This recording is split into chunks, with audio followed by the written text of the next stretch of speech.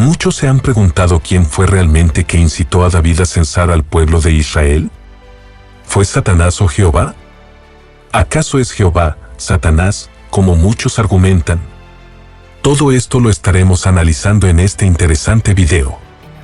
Pero antes de continuar, apóyame dándole me gusta a este video, suscríbete y activa la campanita de notificaciones para que no te pierdas ninguno de nuestros videos.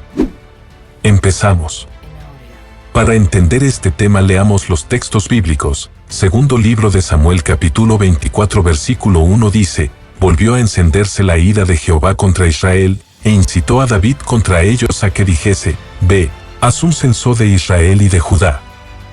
Este versículo ha sido difícil para los comentaristas evangélicos por causa del antecedente incierto del pronombre en la frase incitó a David contra ellos. El versículo tal como está, parecería implicar que el Señor impulsó a David a un acto pecaminoso a fin de castigar a la nación por pecados que no se mencionan que habían provocado la ira divina contra el pueblo.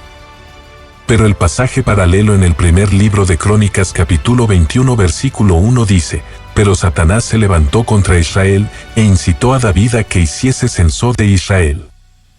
Entonces nos preguntamos cuál es la narración correcta. ¿Fue Dios o Satanás quien incitó a David? ¿O acaso Jehová es Satanás? Cabe aclarar, son dos relatos diferentes de un mismo hecho. El caso es que Dios no quería que David se ensoberbeciese por el considerable número de guerreros que tenía a sus órdenes. En cambio, Satanás deseaba que David lo hiciese.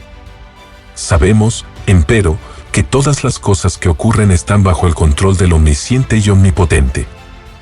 Si Satanás fue a tentar a David era con permisión divina, del mismo modo que, por permisión de Dios, afligió a Job.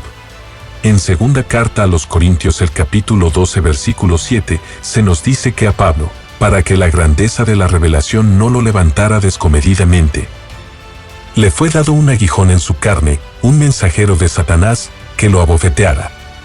Puesto que el propósito de este aguijón en la carne, que se supone era alguna enfermedad o inconveniente físico, era saludable en el terreno moral para Pablo, y fue Dios quien le dio el aguijón en su carne, al que Pablo llama un mensajero de Satanás.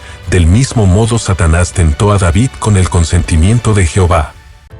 El escritor en el segundo libro de Samuel lo puso a su modo para darnos a conocer que nada ocurre que no esté bajo el control de Dios, mientras que el escritor de Primera de Crónicas lo expresa sin ir tan profundamente a la soberanía de Dios, fijando nuestra atención en el instrumento que usó para humillar la soberbia de David, que fue el castigo de la peste.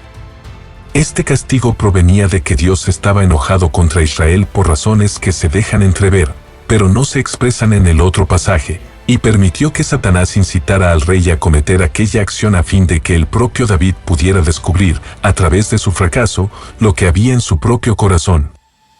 O sea, un sentimiento exagerado de orgullo.